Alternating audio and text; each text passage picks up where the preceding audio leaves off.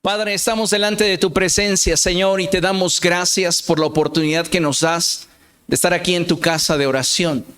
Te bendecimos y te exaltamos, Señor, porque tú eres bueno, porque nos has mostrado amor y misericordia. Yo te ruego, precioso Dios, en el nombre de Jesús, que en este día tengamos oídos para oír y un corazón dispuesto y preparado para recibir tu palabra.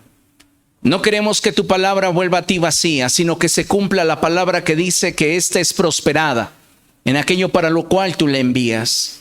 Permítenos ser esa tierra fértil, que una vez que la semilla ha sido sembrada, esta produce un fruto al 30, al 60 y al 100 por uno.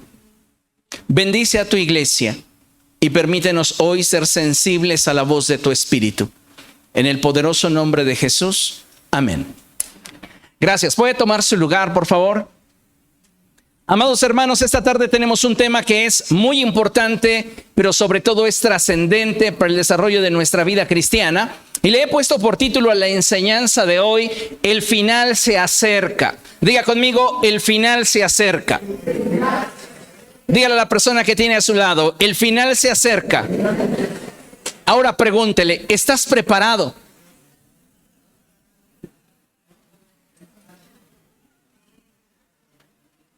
¿Sabe?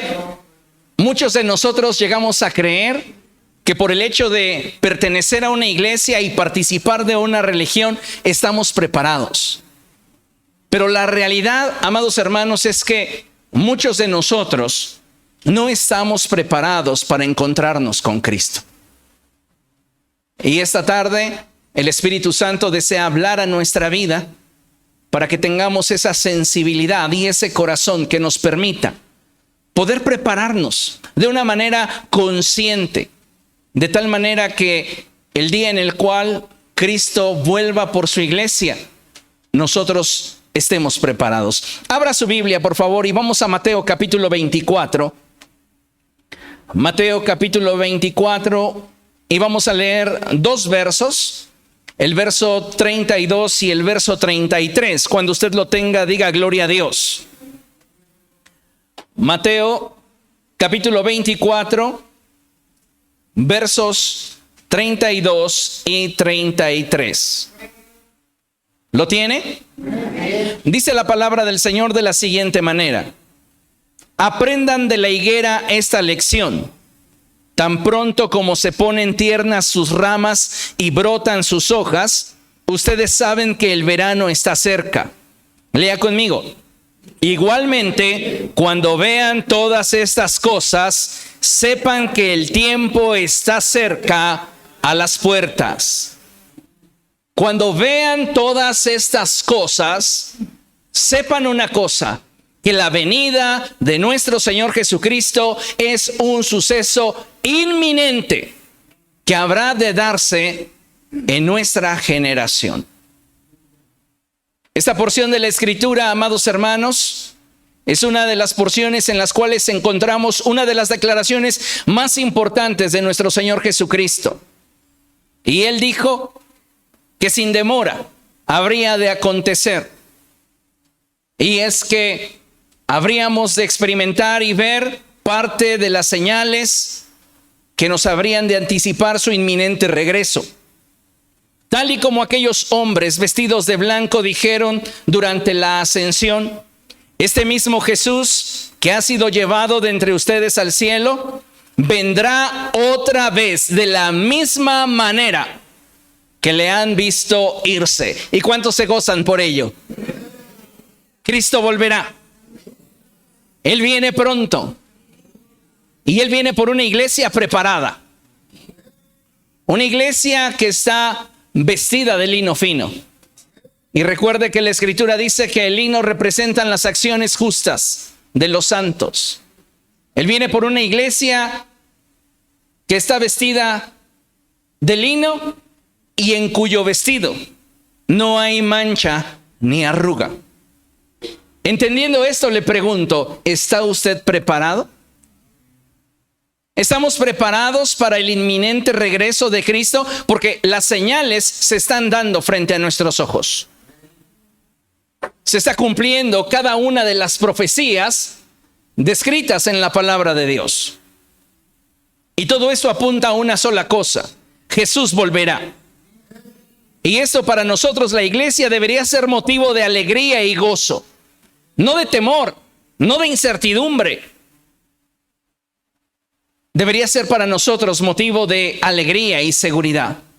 La promesa de su venida debe motivarnos para prepararnos, para que ese momento no nos tome por sorpresa, sabiendo que sin dudas el día de la venida del Señor vendrá y se cumplirá. ¿Por qué? Porque el tiempo está cerca. Algunos cristianos ignoran que el reloj profético, minuto a minuto, continúa avanzando sin detenerse, cumpliendo suceso a suceso lo descrito en las Escrituras como acontecimientos que confirmarían la venida de Cristo. El tiempo se está cumpliendo y muchos de nosotros, amados hermanos, no hemos tomado conciencia de esta realidad porque no nos hemos dado cuenta que las señales se están dando. Tal y como el Señor Jesucristo lo expresó, refiriéndose a las hojas de la higuera. Él dijo: cuando esas hojas se enternecen, ustedes saben que el verano está cerca. De la misma manera, sepan una cosa, que cuando vean todas estas señales, el tiempo final está próximo. Por esta razón es que es importante que abramos nuestros ojos y nos demos cuenta que todo lo que está aconteciendo globalmente, llámense hambres, guerras, terremotos, insurrecciones, pandemias, genocidios, apuntan a un solo hecho: Cristo no tarda en volver por su iglesia. Ahora bien, respecto a la segunda venida de Cristo, hay algunas cosas que son importantes de recordar. La primera de ellas es que la segunda venida de Cristo se manifestará en dos fases. Una de estas, la primera, conocida como el arrebatamiento. Algunas personas llegan a nombrar a este suceso como el rapto de la iglesia, cosa que es incorrecta. No debe usted de considerar esta primer parte de la segunda venida de Cristo como el rapto, sino que la forma correcta de entenderlo es el arrebatamiento. ¿Y cuál es la diferencia entre un rapto y un arrebatamiento? Que uno rapta lo que no posee, pero uno arrebata lo que es suyo. Y la iglesia ha sido comprada a precio de sangre. Así que Jesucristo no viene a raptar algo que no le pertenezca. Él viene a arrebatar algo por lo cual dio su vida. Amén. El segundo suceso que marcará la segunda venida de Cristo será el comienzo del gobierno milenial de Cristo. Hoy vamos a abordar temas que son muy importantes para nuestro desarrollo espiritual y para forjar en nosotros una conciencia de la importancia que tiene el prepararnos para el día de la venida de nuestro Señor Jesucristo. En algunos puntos usted puede estar de acuerdo, en otros póngalos a consideración. ¿Por qué? Porque considero que hay partes que aún están veladas de la Escritura. Hay partes de la palabra de Dios, en especial refiriéndome a libros proféticos complejos, como es el libro de Daniel, el libro de Ezequiel y el libro de Apocalipsis, que considero que no nos ha sido revelado en totalidad. Hay partes de estas escrituras que aún el Espíritu Santo no nos muestra en cabalidad. Sin embargo, tenemos contextos bíblicos para poder ir generándonos un criterio y formándonos una idea de lo que sin demora habrá de suceder. Respecto a los tiempos, hay varias formas de pensamiento que, de acuerdo con algunos pasajes bíblicos, se llega a enseñar. Y uno de estos es que la iglesia será arrebatada antes de la gran tribulación. Muchos cristianos tienen ese concepto, que nos vamos a ir con Cristo antes de la gran tribulación. Otros piensan que la iglesia será arrebatada durante la gran tribulación. Y otros más, como su servidor. Pienso sinceramente que la iglesia será arrebatada al final de la gran tribulación. Deseo con todo el corazón estar equivocado. ¿Cómo desearía que Cristo viniese por su iglesia antes de la gran tribulación? Pero hoy vamos a analizar algunos pasajes bíblicos que me hacen pensar que tendremos que atravesar por la gran tribulación. Y que será un suceso completamente difícil y adverso para el desarrollo de la fe. Y que solamente aquellos que tengan una fe firme en Cristo Jesús podrán ser perfeccionados y atravesar por ese duro proceso que nos permita estar listos para la venida de Cristo. Algo que quiero enfatizar respecto de la segunda venida de Cristo es que sin importar si esta acontece antes, durante o después de la gran tribulación, es nuestra responsabilidad de estar preparados. Como hijos de Dios, amados hermanos, debemos de mantenernos fieles a la palabra de verdad y al testimonio de Jesucristo.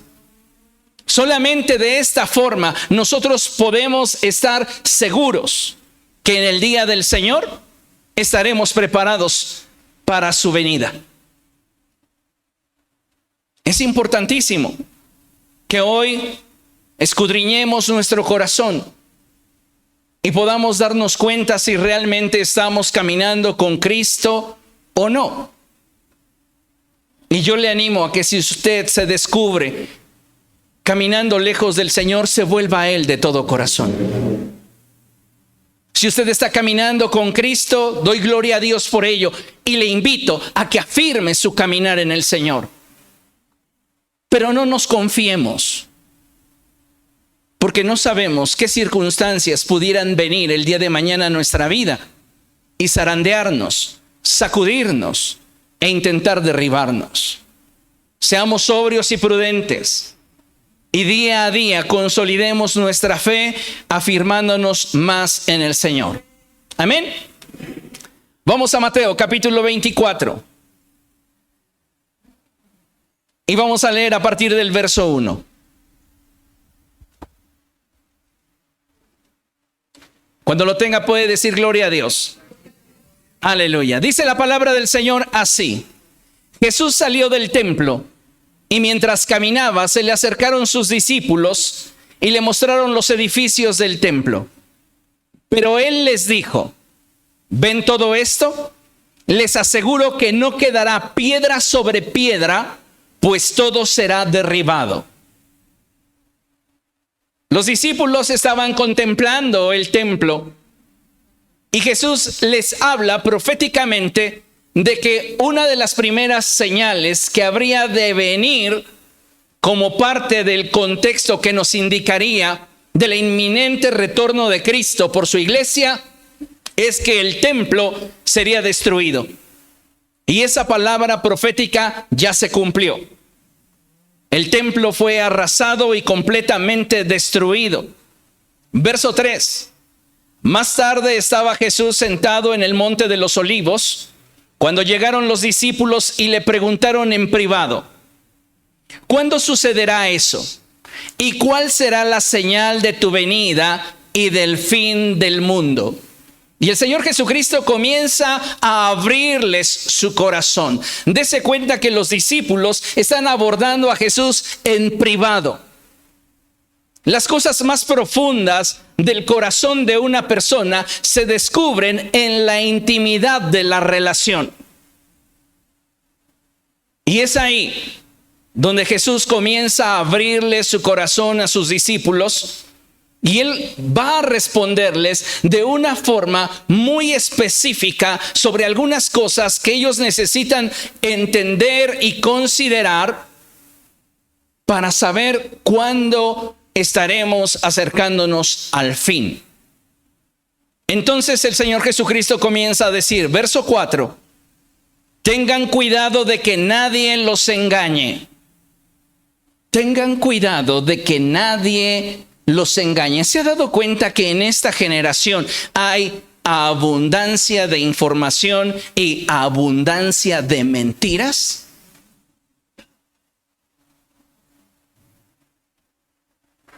Hoy no solamente hay personas que mienten como respiran, también los medios.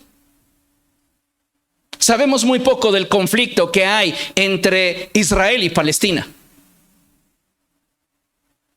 ¿Por qué? Porque los medios occidentales llevan una línea. Y la línea es presentar a Israel como un héroe. Podríamos profundizar en ello, pero no es el tema de hoy. Hay mentiras por doquier. Bajé 20 kilos en 3 días. Y las cápsulas, ¿verdad?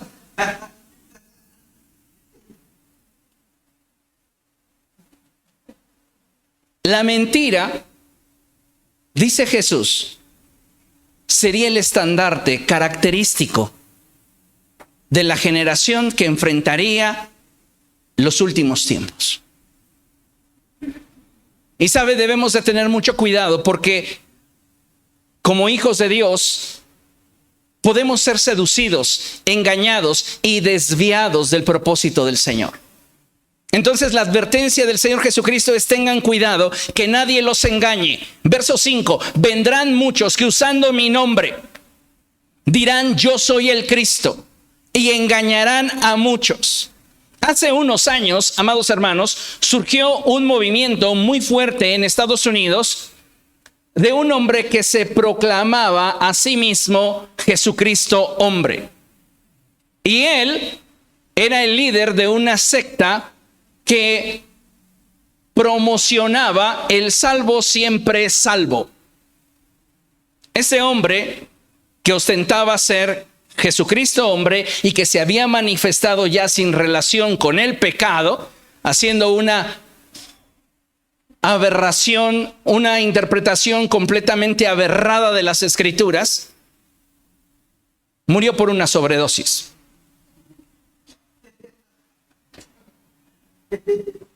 Están surgiendo una gran cantidad de personas que se autonombran ser Cristo. Hay un movimiento de una mujer en Estados Unidos que ella se proclama ser Cristo. Ahora vino en forma de mujer.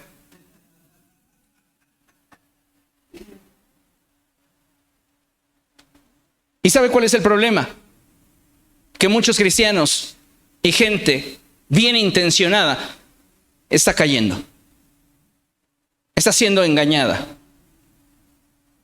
El Señor Jesucristo dijo en el verso 6, ustedes oirán de guerras y de rumores de guerras, pero procuren no alarmarse. Fíjese qué tremendo. Oirán de guerras y de rumores de guerras. Tenemos en este momento 2 conflictos bélicos bastante interesantes y complejos en el mundo. El primero de estos, que aparentemente ha perdido popularidad, pero continúa estando, es el conflicto que existe entre Rusia y Ucrania. Y tenemos el otro conflicto entre Israel y Palestina.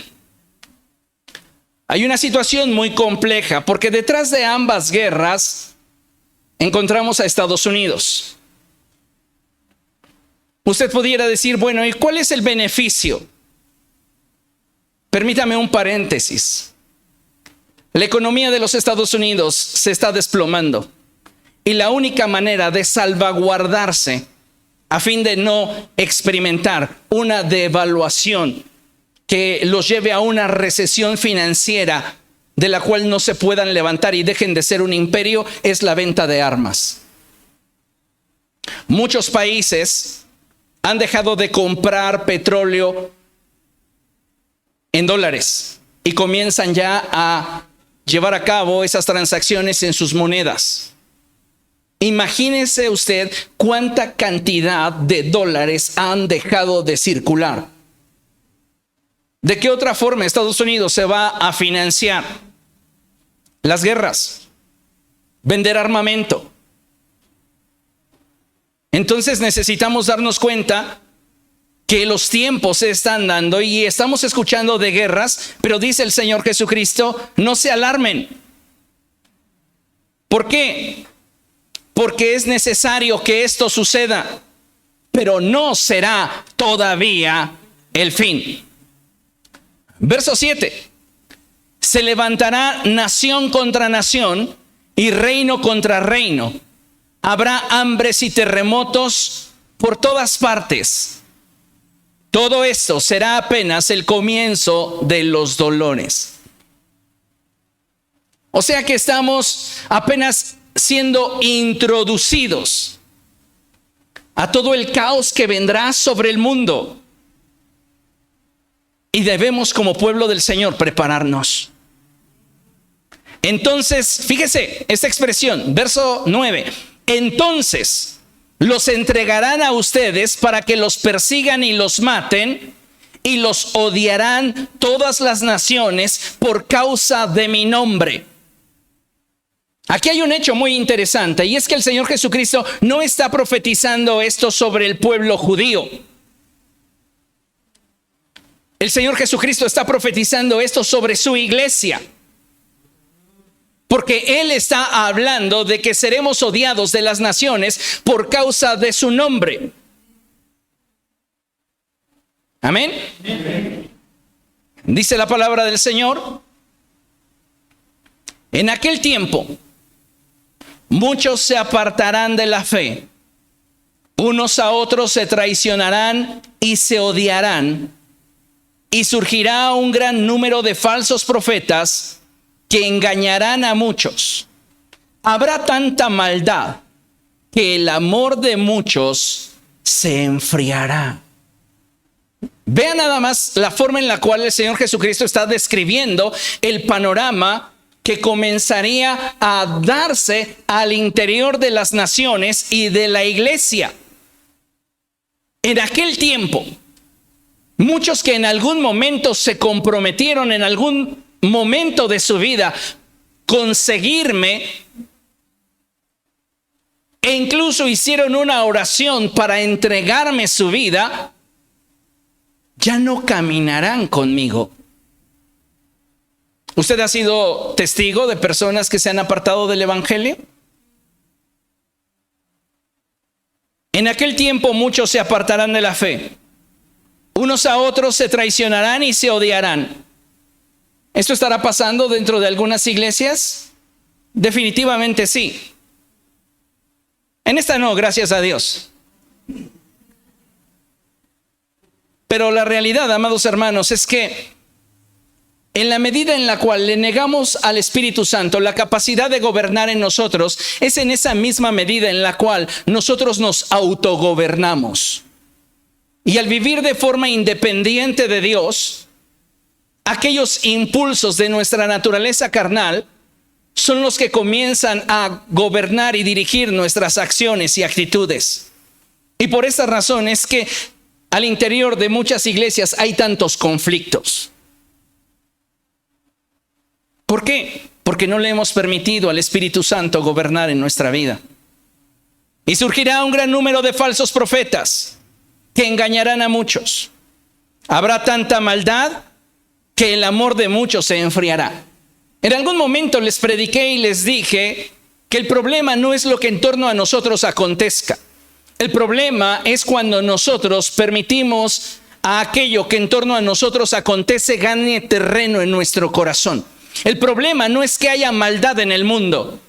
El problema es que nosotros le permitimos a esa maldad entrar a nuestro corazón.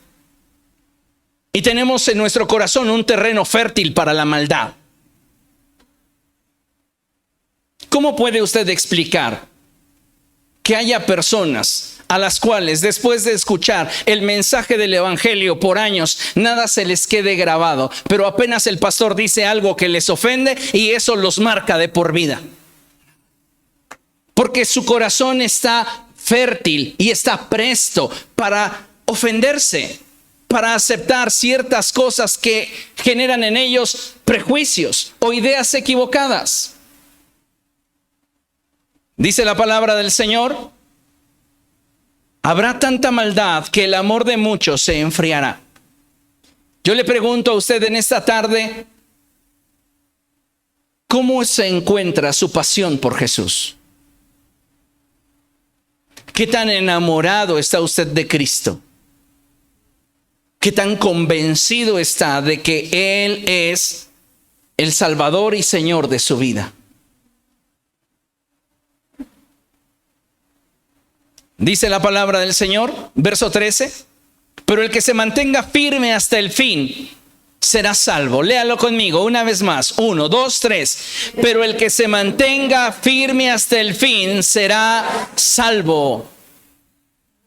En medio de las pruebas, las dificultades, las tribulaciones, las luchas, debemos de esforzarnos por presentarnos delante de Dios como obreros que no tienen de qué avergonzarse. Debemos de esforzarnos por mantenernos fieles al mensaje del Evangelio. Porque solamente al mantenernos firmes hasta el fin es que podremos tener la garantía de ser salvos. Y el Señor Jesucristo introduce una expresión que vale la pena tener presente. El verso 14 dice: y este evangelio del reino se predicará en todo el mundo como testimonio a todas las naciones. Entonces vendrá el fin. La iglesia puede hacer que la segunda venida de Cristo se aproxime o se detenga en la medida que nosotros predicamos el evangelio. Es necesario que muchas personas en torno a nosotros sepan, escuchen, que en Cristo hay salvación. Dice el verso 15: así que cuando vean en el lugar santo el horrible sacrilegio del que habló el profeta Daniel, el que lee entienda. Y comienza a desarrollar una serie de expresiones que aplican a lo que sucederá con el pueblo de Israel. Pero es interesante esta expresión que el Señor Jesucristo marca en el verso 15, porque Él está hablando de que se reconstruirá el templo. Va a haber una reconstrucción del templo de Israel, que históricamente es para nosotros la iglesia solamente un factor que nos da en la historia una señal de que la venida de Cristo se aproxima. Y ese nuevo templo será profanado por el anticristo, quien se hará semejante a Dios y entrará a ese lugar para profanarlo. Vea lo que expresa el apóstol Pablo en 2 Tesalonicenses, capítulo 2.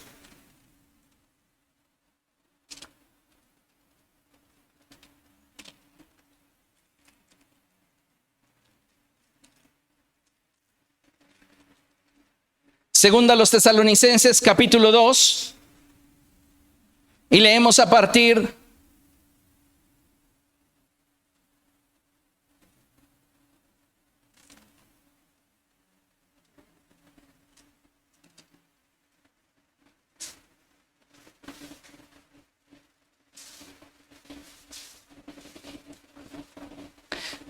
del verso 1. Y dice la escritura así: ahora bien, hermanos, en cuanto a la venida de nuestro Señor Jesucristo y a nuestra reunión con Él, les pedimos que no pierdan la cabeza ni se alarmen por ciertas profecías, ni por mensajes orales o escritos supuestamente nuestros que digan: ya llegó el día del Señor. No se dejen engañar de ninguna manera, porque, cheque esto, primero tiene que llegar la rebelión contra Dios y manifestarse el hombre de maldad. ¿Qué pensábamos cuando creíamos? ¿Qué pensaba yo cuando creía que la iglesia sería arrebatada antes de la gran tribulación? Lo que pensaba y lo que mi conocimiento bíblico me daba a entender hasta ese momento es que la iglesia sería arrebatada en un abrir y cerrar de ojos, habría caos mundial y quien traería paz y orden a la tierra sería el anticristo. Pero lo que el apóstol Pablo está diciendo en esta porción de la Escritura es que antes de que venga el Señor Jesucristo se tiene que manifestar el anticristo. Volvámoslo a leer. Ahora bien, hermanos, en cuanto a la venida de nuestro Señor Jesucristo y a nuestra reunión con Él, ¿qué está diciendo? Él está apuntando al arrebatamiento. Les pedimos que no pierdan la cabeza ni se alarmen por ciertas profecías que supuestamente han sido escritas por nosotros diciendo que ya llegó el día del Señor. No se dejen engañar de ninguna manera, porque, ¿qué dice? Primero, antes de la segunda venida de nuestro Señor Jesucristo, tiene que manifestarse el hombre de maldad. Este se opone y se levanta contra todo lo que lleva el nombre de Dios o es objeto de adoración, hasta el punto de adueñarse del templo de Dios y pretender ser Dios. Esta es la señal de la cual está hablando el Señor Jesucristo. Volvamos a Mateo. Ahora vamos a brincar al verso 21. Mateo capítulo 24, verso 21.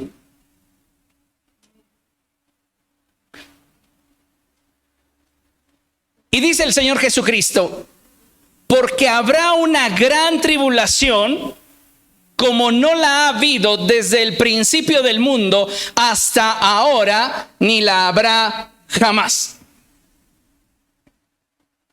Porque habrá una gran tribulación como no la ha habido desde el principio del mundo hasta ahora, ni la habrá jamás.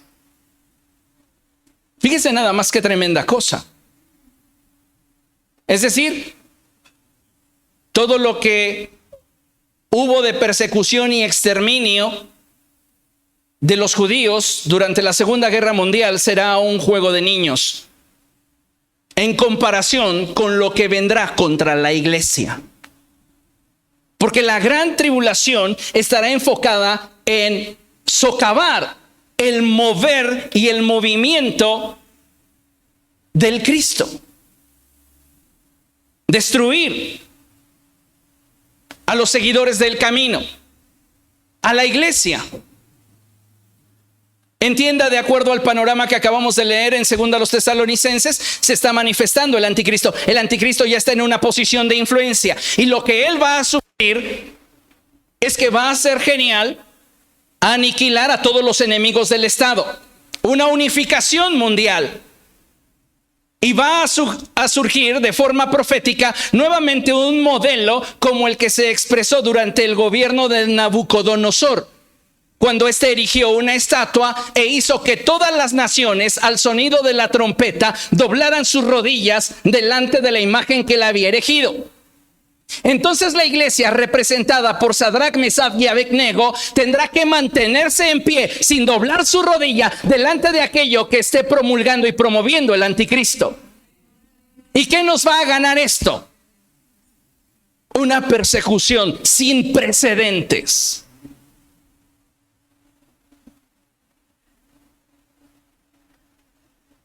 Porque habrá una gran tribulación como no la ha habido desde el principio del mundo hasta ahora, ni la habrá jamás. Si no se acortaran esos días, nadie sobreviviría, pero por causa de los elegidos se acortarán. Fíjese qué está diciendo el Señor Jesucristo. Si no acortase yo el periodo de esa gran tribulación, ni un solo cristiano tendría la posibilidad de experimentar la promesa de participar del arrebatamiento. Porque para nosotros, que somos la generación que está próxima al arrebatamiento, tenemos de dos sopas: o nos reunimos con Cristo al morir, o nos reunimos con Cristo en el arrebatamiento.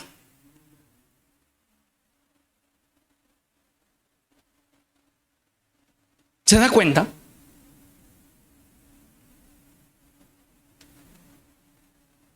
Entonces el Señor dice, tal va a ser el nivel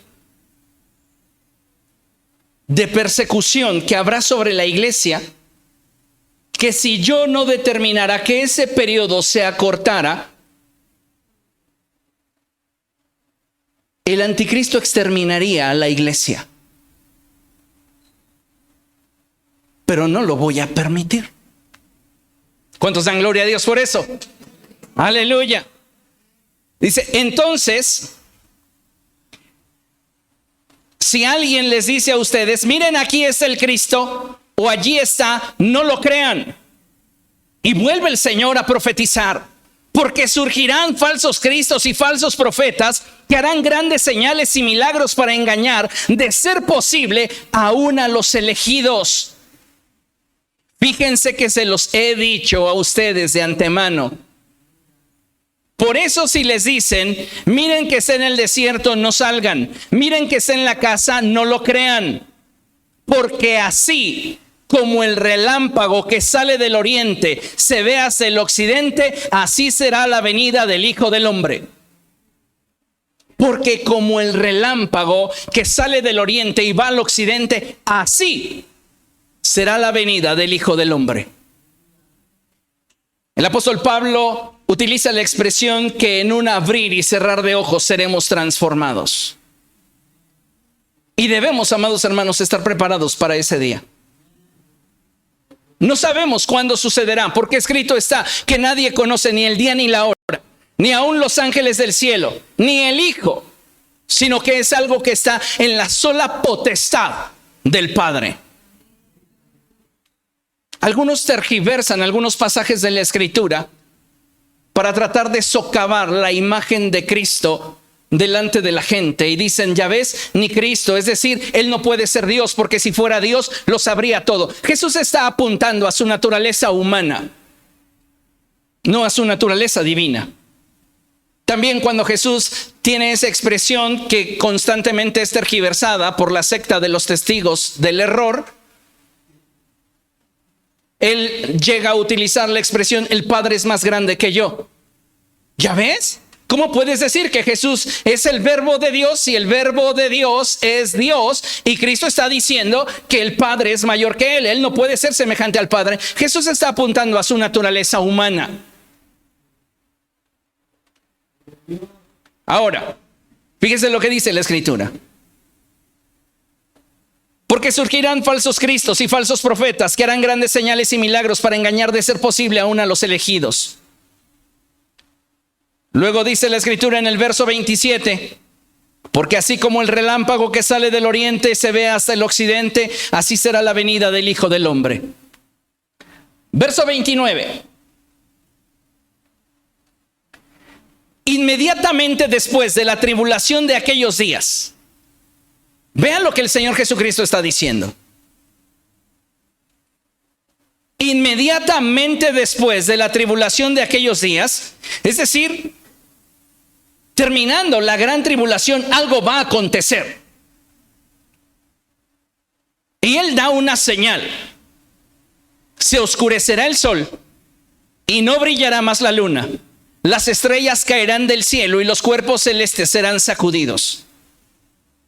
El Señor Jesucristo está apuntando a un suceso que será un parteaguas en la definición histórica del desarrollo de la humanidad. Y Él está apuntando a cuando Él proféticamente abra el sexto sello que marca el Apocalipsis. Porque esto es maravilloso, déjeme decirle que la Escritura, y de manera especial los libros proféticos, no son libros que fueron diseñados o escritos de forma cronológica. El Espíritu simplemente reveló en el plano de la eternidad, donde no hay pasado, presente y futuro, lo que habrá de acontecer.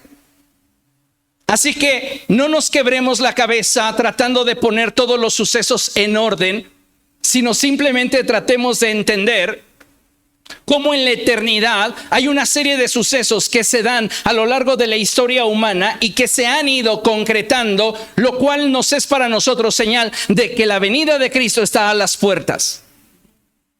El Señor Jesucristo dice, para cuando termine la gran tribulación,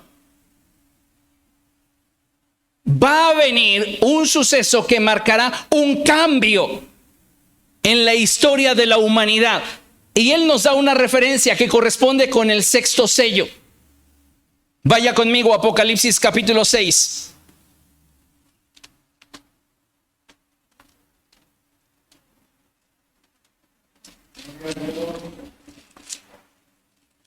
Apocalipsis capítulo 6, verso 12.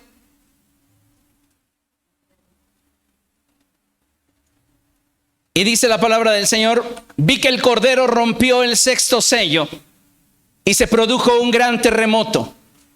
El sol se oscureció como si se hubiera vestido de luto. La luna entera se tornó roja como la sangre y las estrellas del firmamento cayeron sobre la tierra como caen los higos verdes de la higuera sacudida por el vendaval. Fíjese, la alusión que el Señor Jesucristo está dándonos en relación a lo que acontecerá en los últimos tiempos es un panorama que sinceramente va a ser muy difícil de vivir. En el capítulo 5 de Apocalipsis usted encuentra la descripción cuando se da el rollo escrito y el Cordero. Hay un rollo que tiene 7 sellos. Y se proclamaba en el cielo quién es capaz, quién es digno de romper los sellos y de abrir el rollo. Y dice la Escritura en el verso 3 del capítulo 5, pero ni en el cielo, ni en la tierra, ni debajo de la tierra hubo nadie capaz de abrirlo, ni de examinar su contenido. Y lloraba yo mucho porque no se había encontrado a nadie que fuera digno de abrir el rollo, ni de examinar su contenido. Uno de los ancianos me dijo: deja de llorar, que ya el león de la tribu de Judá, la raíz de David, ha vencido. Él sí puede abrir el rollo y sus 7 sellos. Aleluya. ¿Quién es ese león de la tribu de Judá? Jesucristo. Él es el Cordero, Él es la raíz de David. Él venció y Él es el único capaz de poder abrir los sellos y cumplir con el propósito de Dios. Y hay algo bien interesante, amados hermanos, porque si comenzamos a leer el capítulo 6, hay acontecimientos que pudiéramos nosotros ir marcando a través de la historia que nos muestran que esos sellos ya se han ido abriendo.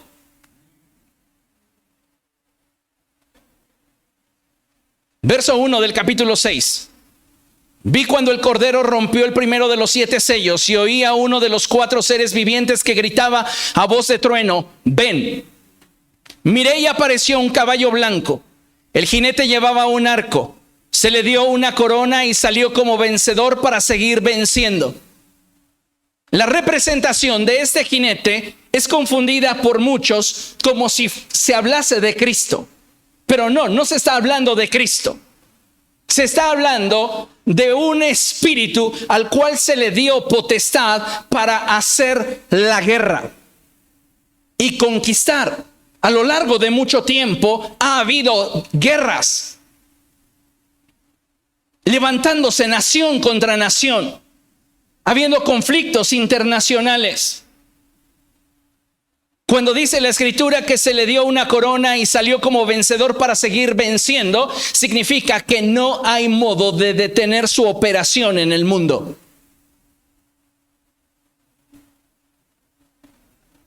Fíjese, verso 3, cuando el Cordero rompió el segundo sello, oí al segundo ser viviente que gritaba: ven. En eso salió otro caballo de color rojo encendido. El jinete se le entregaba una gran espada. Se le permitió quitar la paz de la tierra y hacer que sus habitantes se mataran unos a otros.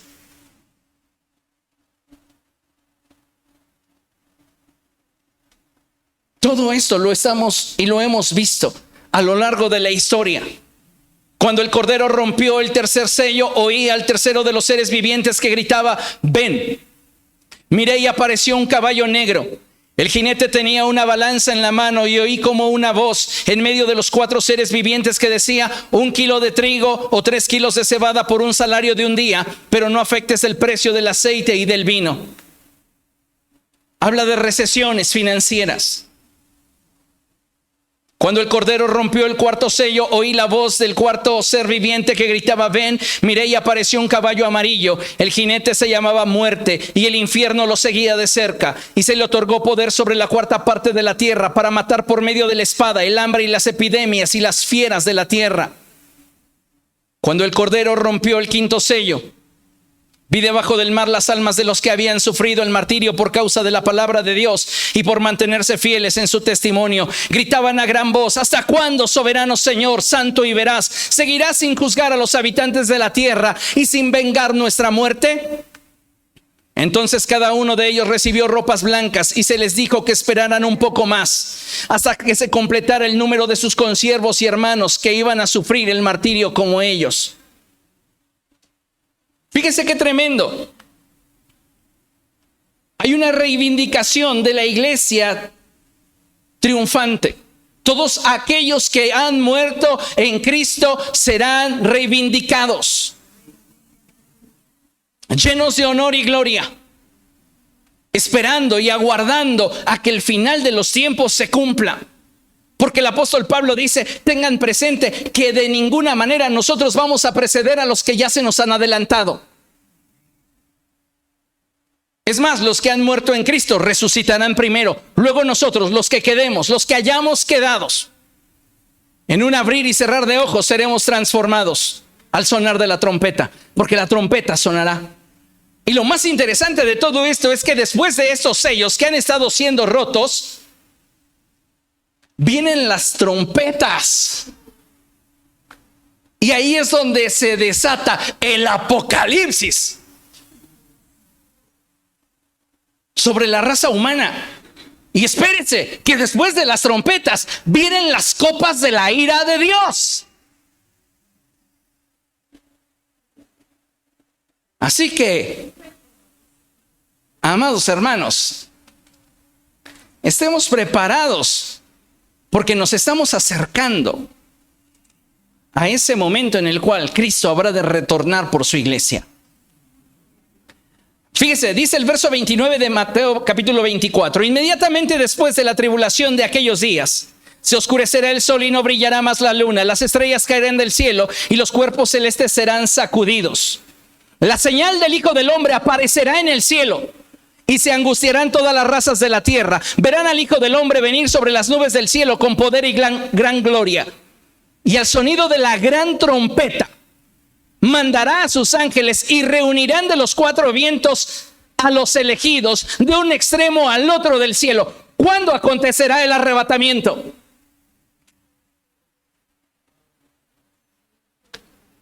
En el intervalo que históricamente se dará entre los sellos y las trompetas.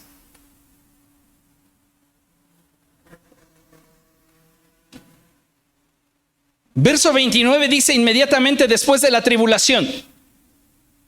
Verso 30:1 dice: y al sonido de la gran trompeta mandará a sus ángeles, y reunirán a los cuatro vientos, de los cuatro vientos a los elegidos, de un extremo al otro del cielo. Y entonces la iglesia será arrebatada. Y luego el Señor continúa y nos introduce a nuestro texto inicial: aprendan de la higuera esta lección. Tan pronto como se ponen tiernas sus ramas y brotan sus hojas, ustedes saben que el verano está cerca. Igualmente, cuando vean todas estas cosas, sepan que el tiempo está cerca, a las puertas.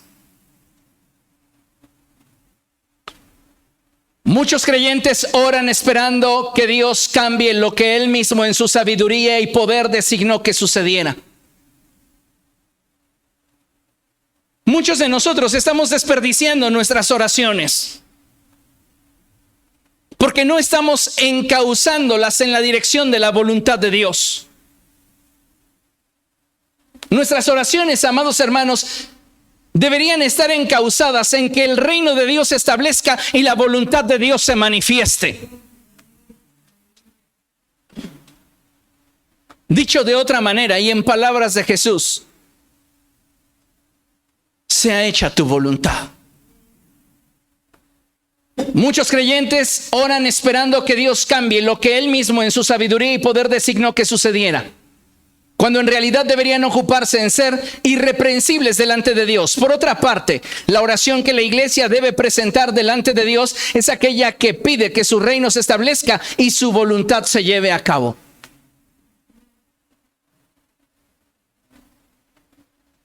Todos quisiéramos que hubiera paz en el mundo, pero lo cierto es que proféticamente, en la medida en la cual nos acercamos a la recta final de los tiempos, no habrá paz. ¿Hasta qué? Hasta que el anticristo les venda una falsa paz. Y el apóstol Pablo dice, cuando estos digan paz y seguridad, entonces vendrá sobre de ellos destrucción repentina, como le llegan a la mujer los dolores de parto y no podrán escapar.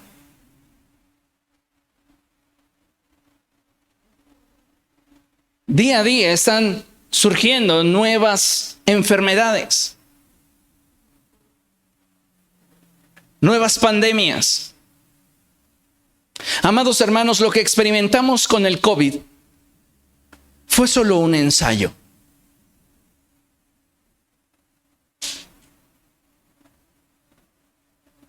No me gustaría entrar al tema conspiranoico, pero en Ucrania fueron encontrados varios laboratorios teniendo cepas de COVID.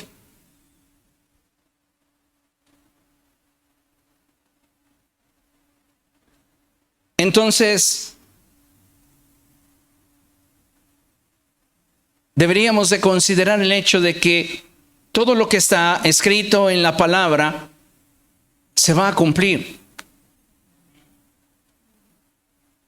Conforme más nos acerquemos al final de los tiempos, las cosas van a empeorar.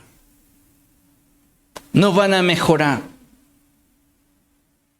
Van a empeorar porque así Dios lo ha determinado. ¿Y sabe una cosa?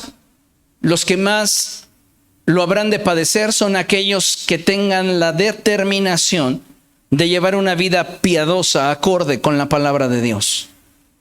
Esto lo profetiza el apóstol Pablo. Mire, vamos rápidamente. 2 Timoteo 3:12.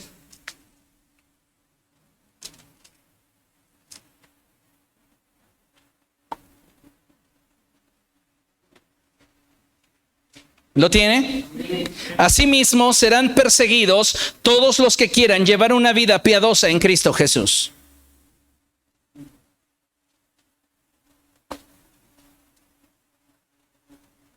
¿Estamos preparados para ese momento en el cual Cristo habrá de venir por su iglesia? Avancemos. Mateo capítulo 24, verso 36. Cuando lo tenga, diga gloria a Dios. Dice la palabra de nuestro Dios de la siguiente manera: pero en cuanto al día y la hora, nadie lo sabe, ni siquiera los ángeles en el cielo, ni el Hijo, sino solo el Padre. La venida del Hijo del Hombre será como en los tiempos de Noé, porque en los días antes del diluvio comían, bebían y se casaban y daban en casamiento, hasta el día en que Noé entró en el arca, y no supieron nada de lo que sucedería hasta que llegó el diluvio y se los llevó a todos. Así será en la venida del Hijo del Hombre. La gente ocupada en sus cosas, sin realmente preocuparse del desarrollo de su vida espiritual. Entonces el Señor Jesucristo se avienta otra profecía. Y Él dice, estarán dos hombres en un campo. El uno será llevado y el otro será dejado. Es increíble cuando el Señor Jesucristo, cuando tú te adentras en la Escritura y comienzas a darte cuenta, cuando el Señor Jesucristo está pensando en voz alta. Esto que Él está narrándome, yo puedo percibir cómo me lo está describiendo porque lo está viendo. Es como cuando Él dijo, yo veía caer del cielo a Satanás como un rayo. El Señor Jesucristo nos está narrando parte de aquello de lo cual Él fue testigo. Cuando Satanás se sublevó en contra de Dios, Y aunque muchas personas dicen que hubo una batalla en el cielo por 1000 años y como Miguel estaba perdiendo la batalla, de repente le dijo a Dios, pues ayúdame un poco. No, o sea, no hubo cabida para él. El profeta Ezequiel dice, perfecto fuiste desde el día de tu creación hasta que en ti la maldad halló cabida en tu corazón. En ese momento él fue desterrado. Esa batalla que muchos sugieren no existió. En el momento en el cual hubo perversión en su corazón, Dios lo despojó de toda gloria y fue arrojado con violencia a la tierra. Y de allí surgen muchas otras teorías, porque nos podríamos ir a Génesis 1:1 y decir, en el principio Dios creó los cielos y la tierra. Dios es un artista y en todo lo que él hace plasma su diseño. Pero el verso 2 de Génesis 1 me dice que la tierra estaba vacía y desordenada. ¿Cómo puede estar una habitación vacía y al mismo tiempo desordenado? Si Dios plasmó su arte en la primera creación, significa que algo sucedió entre Génesis 1:1 y Génesis 1:2. Y esta es la caída de Satanás, quien arremetió contra la creación de Dios y destruyó todo. Por eso, incluso aún en la historia mítica de la cultura mexicana, el hecho de que haya descendido la serpiente emplumada tiene mucho significado. Ay, nomás para que usted lea. Y dice la palabra del Señor, estarán 2 hombres en el campo, uno será llevado y el otro será dejado. 2 mujeres estarán moliendo, la una será llevada y la otra será dejada. Le pregunto, ¿está listo? Preparémonos entonces. Dice la Escritura en el verso 42, por lo tanto, manténganse despiertos porque no saben qué día vendrá su Señor. Pero entiendan esto, si un dueño de casa supiera a qué hora de la noche va a llegar el ladrón, se mantendría despierto para no dejarlo forzar la entrada.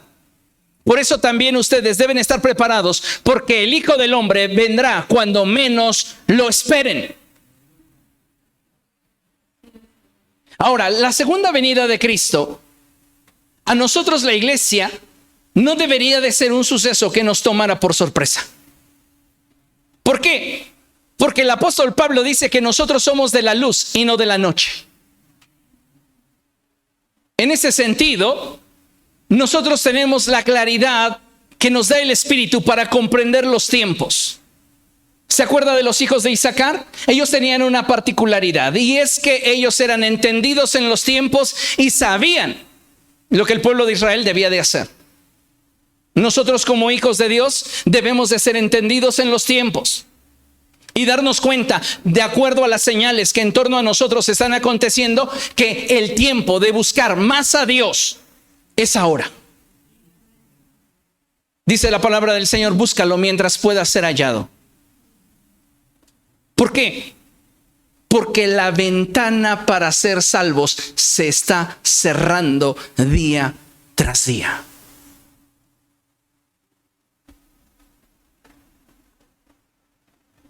Dice la palabra de nuestro Dios.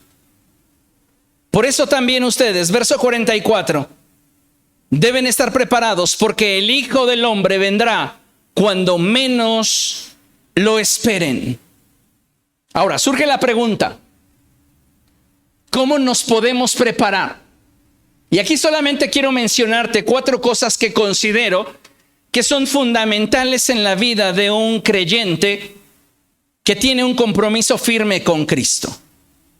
Y lo primero, amados hermanos, es mantenernos fieles al Evangelio. Usted puede cuestionar su fidelidad a una iglesia, su fidelidad a un liderazgo, pero jamás debería de cuestionar su fidelidad al mensaje del Evangelio. ¿Y sabe qué es lo que está sucediendo con la presente generación? Que no cuestionan su fidelidad al liderazgo ni a una organización, pero sí cuestionan su fidelidad a lo que la palabra de Dios enseña. Por eso dice el apóstol Pablo que en los últimos tiempos habría mucha gente que tendría tal comezón de oír que se amontonarían maestros que les dijeran las novelerías que ellos quieren escuchar. ¿Por qué hay tanta persona que está enseñando mentiras teniendo tanto éxito? Sus auditorios están a reventar. Y más bien parecería su actividad como el desarrollo de un liderazgo apuntando a un desarrollo estratégico personal que a mostrar el plan de salvación de Dios para la humanidad. A la gente le encanta escuchar que es brillante, que son los mejores, que son exitosos.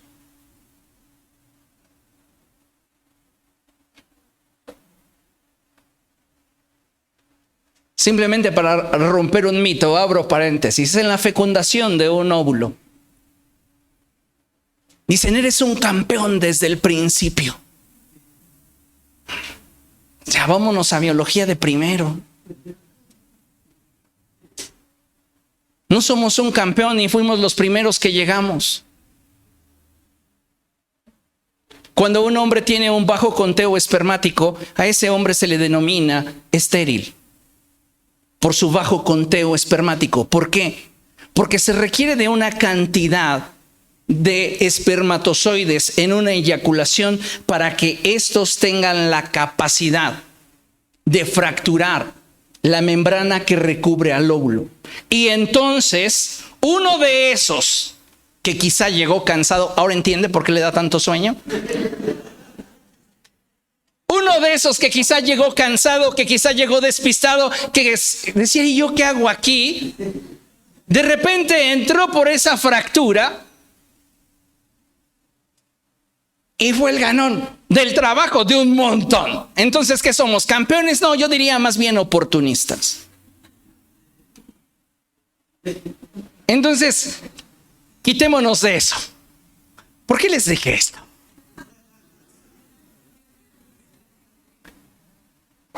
Ah, sí, porque les enseñan mentiras. ¿Ah? Que eres un campeón y demás, en lugar de cimentarnos en la palabra de verdad y en el evangelio. Bueno, ¿cómo podemos prepararnos? Siendo fieles al evangelio. Ya cerré el paréntesis. 2, teniendo una vida consagrada a Dios y santificándonos día a día. ¿Sabe usted que la consagración y la santificación surgen de una decisión? No lo puede hacer usted, pero surge de una decisión personal. Usted decide consagrarse a Dios. Y con base en esa consagración es que Dios le santifica a través de lo que usted hace para ser santificado. ¿Cómo puedo ser santificado? Si de mí nada bueno procede. La santificación procede de Dios. Entonces, para yo santificarme, debo de garantizarme encuentros con Dios y exposición a la palabra.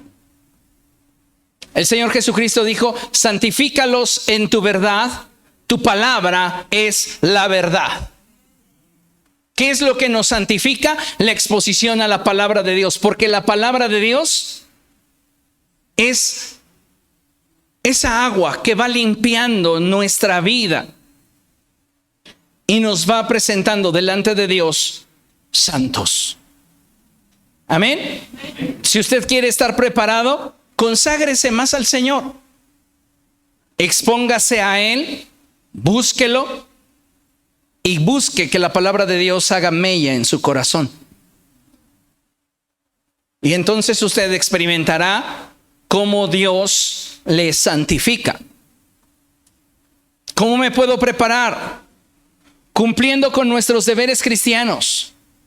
En otras palabras, siendo productivo, fructífero, involúcrese en un área de servicio, haga algo para la gloria de Dios, haga algo por el extendimiento del reino de los cielos. Amados hermanos, vean lo que dice la palabra del Señor en el verso 45 de Mateo 24. Dice en el verso 45, Mateo 24, ¿quién es el siervo fiel y prudente a quien su señor ha dejado encargado de los sirvientes para darles la comida a su debido tiempo? Verso 46, dichoso el siervo cuando su señor al regresar lo encuentra cumpliendo con su deber. Si hoy viniera el Señor, ¿qué te encontraría haciendo? ¿Pretextando del por qué no le sirves?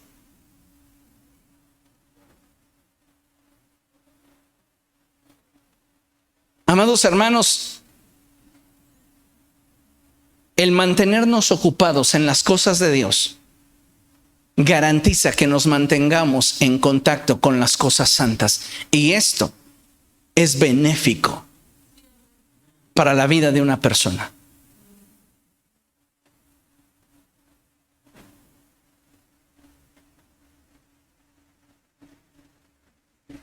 ¿Cómo me puedo preparar? Predicando el mensaje de salvación. En la medida que yo le predique a otros que Cristo es el camino a Dios, en esa medida mi fe también se va a consolidar.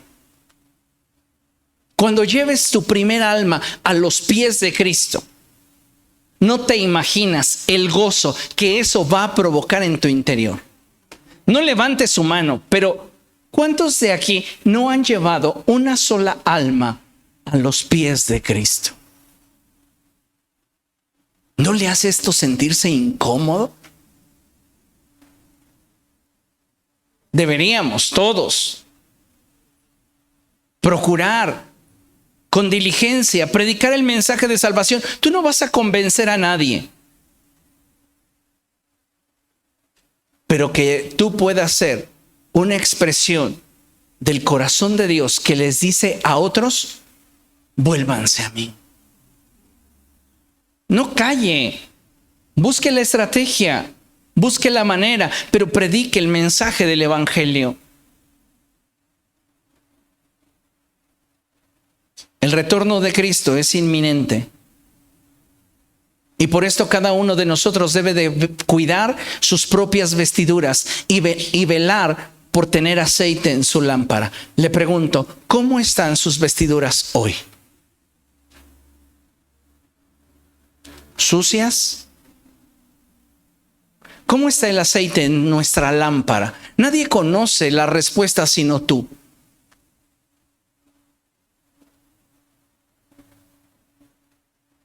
Hoy necesitamos reflexionar sobre esta verdad y darnos cuenta si estamos preparándonos o no, dado que el final se acerca.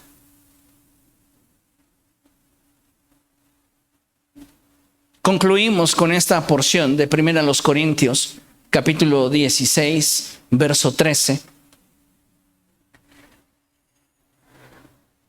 Y dice la Escritura así: manténganse alerta, permanezcan firmes en la fe, sean valientes y fuertes. Manténganse alerta. Amados hermanos, si hoy somos parte de la iglesia de Dios, es porque Dios tiene un propósito para todos y cada uno de nosotros. Y el propósito principal es que usted y yo un día podamos gobernar junto a Él. Podamos pasar una eternidad con Cristo. Pero tal y como el Señor Jesucristo lo expresó, llegado el tiempo del fin, muchos se apartarán del evangelio y muchos más permitirán que su amor por Cristo se enfríe. ¿Hasta qué punto nosotros estamos verdaderamente comprometidos con el Señor?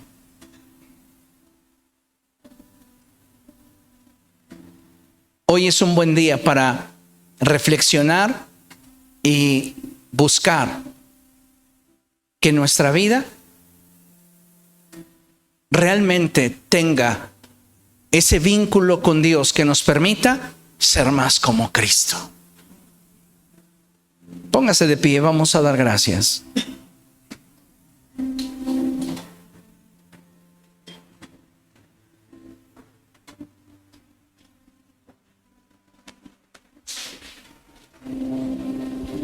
En el panorama que hoy estamos viviendo,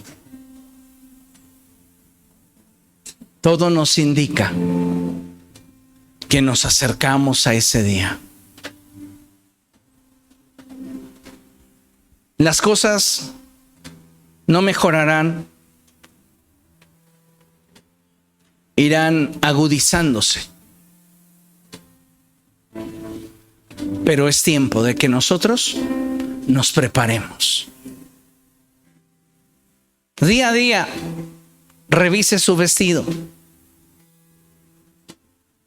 Día a día, examine su corazón y dése cuenta si en usted está habiendo el aceite suficiente para poder presentarse delante de Dios. Padre, en el nombre de Jesús te damos gracias por la palabra que hoy nos has permitido escudriñar y entender. Te ruego, precioso Dios, en el nombre de Jesús, que tú estés hablando a nuestro corazón y que, Señor, nos des un corazón dócil, que al escuchar tu voz no endurezcamos nuestro corazón, sino antes bien seamos sensibles a tu voz. Espíritu Santo, cumple tu propósito en nosotros. Perdona nuestros pecados. Lávanos con tu preciosa sangre y ayúdanos a conscientemente cada día prepararnos para ese día. Dos estarán en el campo. El uno será tomado y el otro será dejado.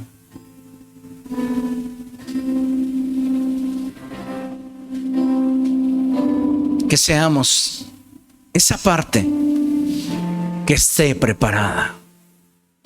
Te damos gracias, Dios, en el nombre de Jesús. Amén y amén. Dele al Señor un aplauso, Él es bueno.